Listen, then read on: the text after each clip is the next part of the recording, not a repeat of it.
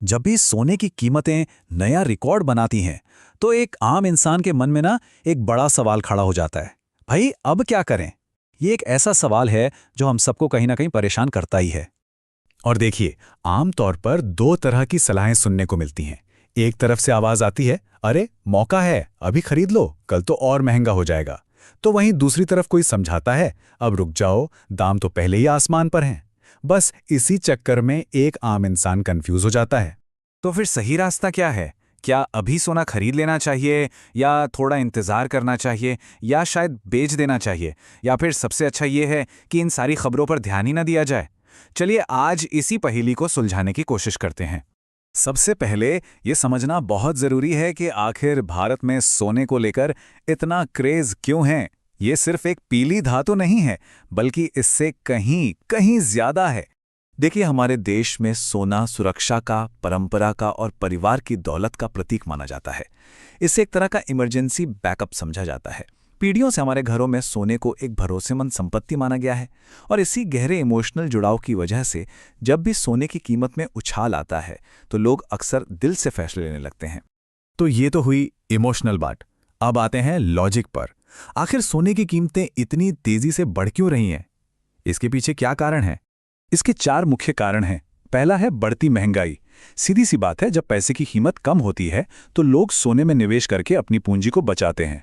दूसरा, ग्लोबल अनिश्चितता, मतलब दुनिया में कहीं युद्ध हो या आर्थिक मंदी का डर हो, सोने की मांग बढ़ जाती है। तीसरा, कमजोर होता रुपया। जब डॉलर के मुकाबले रुपया कमजोर होता है तो बाहर से आने वाला सोना अपने आप महंगा हो जाता है। और चौथा, दुनिया भर के सेंट्रल बैंक भी आजकल जमकर सोना खरीद रहे हैं, जिससे इसकी कीमत ऊपर जा रही है। अब इन सब कारणों के बीच निवेशक एक बहुत बड़ी गलती कर बैठते हैं। ये एक मनोवैज्ञानिक जाल है जिससे बचना बहुत बहुत जरूरी है। जैसे ही ऐसी कोई हेडलाइन छपती है कि सोना ऑल टाइम हाई पर, तो लोगों में एक डर बैठ जाता है और एक खास तरह की खरीदारी शुरू हो जाती है। इसी को कहते हैं फोमो बाइंग, मतलब फियर ऑफ मिसिंग आउट। इसका सीधा सा मतलब है कि निवेशक इस डर से पैसा लगा देता है कि कहीं वो बढ़ती कीमतों का फायदा उठाने से चूक न जाए। तो याद रखिए, यह फैसला डर पर आधारित होता है, किसी स्मार्ट स्ट्रैटेजी पर नहीं। तो फिर इस डर के जाल से निकलकर एक स्मार्ट और सोची समझी रणनीति की तरफ कैसे बढ़ा जाए? क्या है वो तरीका? यहाँ एक बहुत जरूरी बात समझनी होगी। पोर्टफोलियो में सोने और इक्विटी दोनों का काम अलग अलग है। सोना आपकी दौलत का डिफेंडर है, जिसका काम है सुरक्षा करना, जबकि इक्विटी या म्यूचुअल फंड आपके पोर्टफोलियो के स्ट्राइकर हैं, जिनका काम है वेल्थ बनाना, यानी धन को बढ़ाना। और यही है वो सुनहरा नियम जिसे हमेशा याद रखना है। सोना धन की रक्षा करता है और इक्विटी धन को बढ़ाती है। दोनों का अपना अपना रोल है और दोनों ही जरूरी हैं। एक्सपर्ट्स की सलाह माने तो एक आदर्श पोर्टफोलियो में कुल निवेश का सिर्फ 5 से 15% ही सोने में होना चाहिए।